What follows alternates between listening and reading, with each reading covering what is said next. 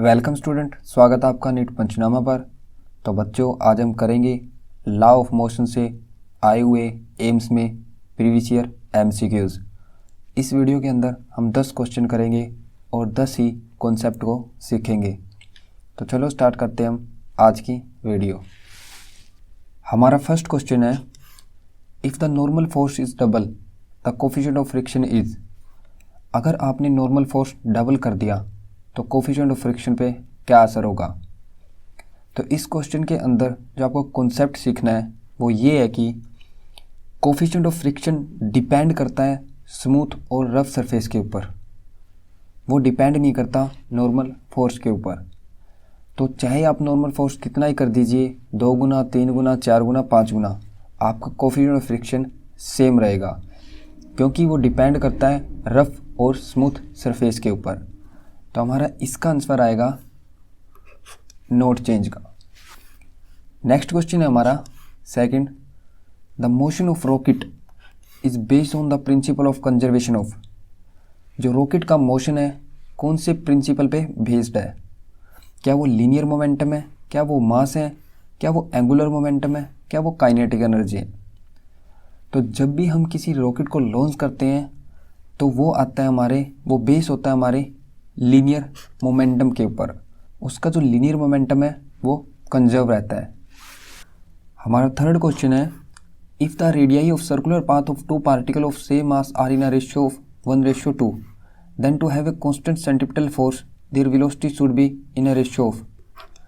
इस क्वेश्चन के अंदर क्या है कि 2 पार्टिकल है, उनका मास इन रेशियो के अंदर है, वो मूव कर रहे हैं सर्कुलर पाथ के अंदर, तो हमें सिर्फ उसकी वेलोसिटी का रेशियो बताना है।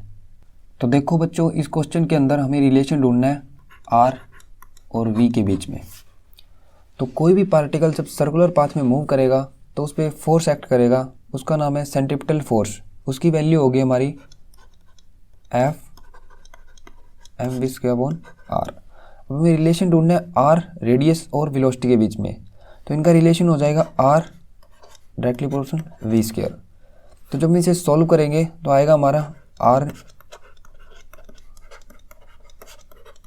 ये हम लिख सकते हैं। तो R1 और R2 का रेशियो क्या है? 1:2।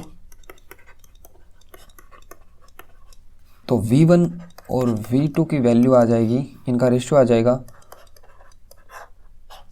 ये वाला 1/√2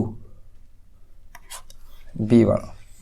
हमारा फोर्थ क्वेश्चन है, a boy of mass 40 kilogram is standing in a lift which is moving downward with an acceleration 9.8 meter per second square. The apparent weight of boy is, acceleration due to gravity दे रखी है 9.8। तो ये question काफ़ी ज़्यादा easy है, क्योंकि जो acceleration दे रखा है वो भी 9.8 है और जो एक्सेलरेशन ड्यू टू ग्रेविटी है वो भी 9.8 है। तो ये केस बन गया फ्री फॉल का। जब आपकी जो लिफ्ट की है वो केबल टूट जाती है तब भी यही केस बनेगा। तो हम निकाल लेते हैं, इस जो बंदे का है वो अपेरेंट वेट होगा, इसका जो रियल वेट है, एक्सेलरेशन नीचे की तरफ है तो माइनस करेंगे मास इंटू एक्सेलरेशन। अब इसका अपेरेंट वेट है, रियल वेट कितना है इसका mg माइनस एक्सेलरेशन, इसका आ गया, इसे आप कैलकुलेट करोगे 40, g कितना 9.8, एक्सेलरेशन कितना 9.8, तो ये आ जाएगा 0, आंसर आ जाएगा 0 न्यूटन। तो हमारा आंसर होगा बी वाला। हमारा फिफ्थ क्वेश्चन है, a body of mass m is place on a rough surface with coefficient of friction mu inclined at theta if the mass is in equilibrium then. अब इस question के अंदर theta की value पूछ रखी है। Situation कुछ कैसी है, ये एक इंक्लाइन प्लेन है थीटा, यहाँ कोई मास रखा हुआ है, इसका वेट कितना है mg थीटा, यहाँ लगेगा mg कोस थीटा, इस साइड लगेगा mg साइन थीटा, और ऊपर लगेगा फोर्स ऑफ फ्रिक्शन, ऊपर लगेगी नॉर्मल रिएक्शन। कुछ ऐसा सिचुएशन है। अब देखो इसने क्या रखा है, इक्विलिब्रियम में है, तो जो फोर्स ऑफ फ्रिक्शन है और mg साइन थीटा दोनों इक्वल होंगे। फोर्स ऑफ फ्रिक्शन और mg साइन थीटा इक्वल होंगे, और फोर्स ऑफ फ्रिक्शन का अपने पढ़ा होगा फॉर्मूला, वो होता है म्यू इंटू एन, या एन की वैल्यू क्या है एम जी कोस थीटा, तो मैं डायरेक्ट पुट कर देता हूँ mu M G cos theta M G sine theta. M G से एम जी कैंसिल हो गया और म्यू आ जाएगा साइन थीटा, ये नीचे चला जाएगा कोस थीटा, तो इसकी वैल्यू आ जाएगी टेन थीटा। अब थीटा की वैल्यू क्या होगी, ये बात हमारे इसका आंसर है बी वाला। हमारा नेक्स्ट क्वेश्चन है the force which meet at one point but their line of action do not lie in one plane are called. तो याद रखना जो फोर्स एक पॉइंट पे मिलती है उसे हम कहते हैं कंकरेंट फोर्स।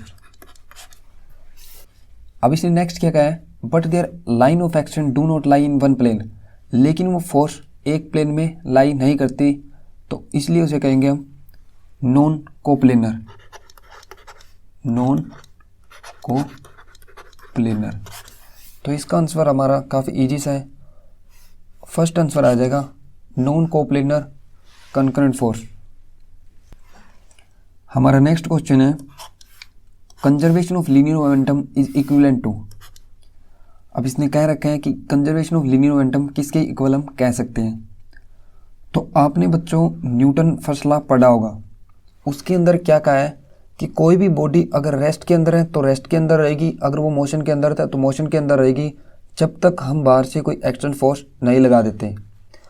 वही फंडा हमारा लीनियर मोमेंटम का है, जब तक किसी बॉडी के ऊपर कोई एक्सटर्नल फोर्स नहीं लगेगा उसका जो लीनियर मोमेंटम है वो कंजर्व होगा। तो हमारा इसका आंसर है B, Newton first law of motion. हमारा 8th क्वेश्चन है rocket engine lift a rocket from the earth surface because hot gas with high velocity.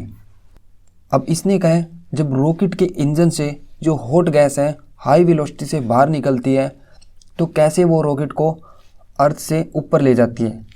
तो ये सब कुछ बेस है हमारे न्यूटन के थर्ड लॉ पर।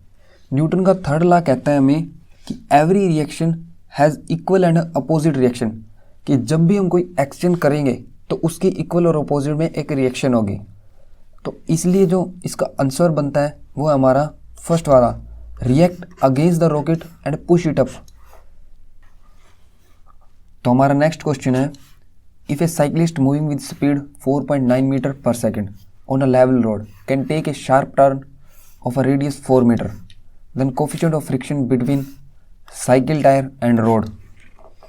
अब इसने क्या कहा है इस क्वेश्चन के अंदर, एक साइकिल वाला है जिसकी स्पीड 4.9 मीटर पर सेकंड है, वो एक सर्कुलर रोड पे टर्न ले रहा है और सर्कुलर रोड की जो रेडियस है वो है हमारी 4 मीटर। तो उसका जो कोफिशिएंट ऑफ फ्रिक्शन है साइकिल के टायर और रोड के बीच में क्या होगा। तो आपने एक रिलेशन पढ़ा होगा जब इस टाइप का क्वेश्चन आता है टेन थीटा, या फिर आप लिख सकते हो इसे, अब v की जगह क्या पुट करोगे, r की जगह रेडियस दे रखी है इसने और g की जगह एक्सेलरेशन ड्यू टू ग्रेविटी। तो जब आप इसे सॉल्व करोगे तो आपका आंसर आएगा ये वाला डी आंसर। हमारा 10th क्वेश्चन है a body is allowed to slide down a frictionless track freely under gravity, a track end in the semi circular shape part of diameter d, what should be the height from which body must fall so that it complete the circle। अब situation कुछ ऐसी है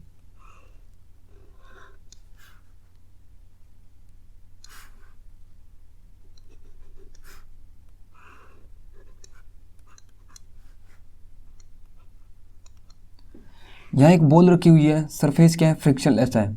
अब इसने कहा मैं कितनी height से इस बॉल को छोड़ूं कि ये नीचे जाके एक कंप्लीट सर्कल बना ले। तो आपने एक कॉन्सेप्ट समझा होगा वर्टिकल सर्कल का, कि कोई भी चीज़ एक कंप्लीट सर्कल तभी बना पाएगी जब उसकी लोएस्ट मोस्ट पॉइंट पे स्पीड होगी √5g r। r क्या है इस वर्टिकल सर्कल की रेडियस। तो हम सिंपल इस क्वेश्चन के अंदर एनर्जी कंजर्वेशन लगा लेते हैं। अपर पॉइंट पे पोटेंशियल एनर्जी मैक्सिमम है लोअर पॉइंट पे काइनेटिक एनर्जी मैक्सिमम है, तो हम सिंपल इस पे एनर्जी कंजर्वेशन लगाते हैं, mgh half M P square, mgh as it is half M. V velocity कितनी है 5g/r। अब हमें बताने किसकी टर्म में है, डी की फॉर्म में। तो आपको पता है आर क्या है, d/2 हम लिख सकते हैं इसे। तो चलिए m से m कैंसिल हो गया, तो 2 ऊपर आ गया 2gh, ये रूट इससे कट गया 5g d/2। देखो g से g कैंसिल हो गया, सिंपल इसकी हाइट आ जाएगी 5, ये आंसर आ जाएगा हमारा। कौन सा बनता है, सेकंड वाला।